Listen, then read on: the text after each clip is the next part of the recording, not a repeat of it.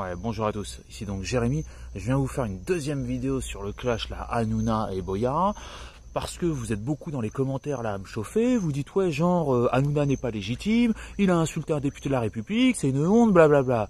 Écoutez, Hanouna a beaucoup plus de en termes de processus électoral, en termes de processus d'élection, et de légitimité de représentation du peuple français, je suis navré de vous dire ça, mais Hanouna est bien plus légitime que Boya, parce que là, vous savez quand même que la plupart des députés se font élire par des circonstances, par des alliances, et c'est one shot, c'est-à-dire vraiment en un coup d'élection, parfois même par 5% de la population globale, ils peuvent être élus. Sachez que le processus finalement électoral au sein du milieu audiovisuel, c'est-à-dire de notre ami Hanouna, son élection a été beaucoup plus dure.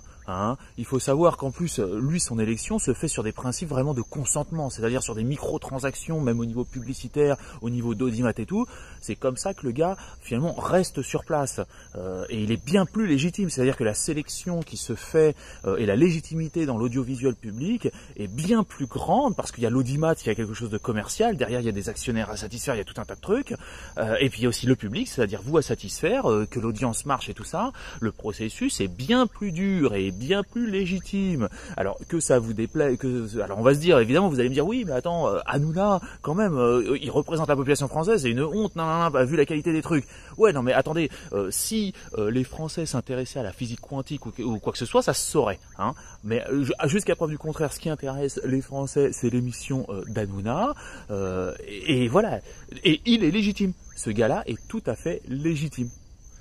Donc venez pas me dire, et carrément même en termes de, voilà, vraiment en termes de processus électoral, c'est cette personne qui a bien plus de légitimité à représenter les Français et même aurait une plus grande légitimité à représenter les intérêts des Français que votre petit Boya, qui finalement, entre les alliances, les trucs, et puis les quiproquos ou quoi que ce soit, écoutez, la légitimité, c'est moyen, d'accord?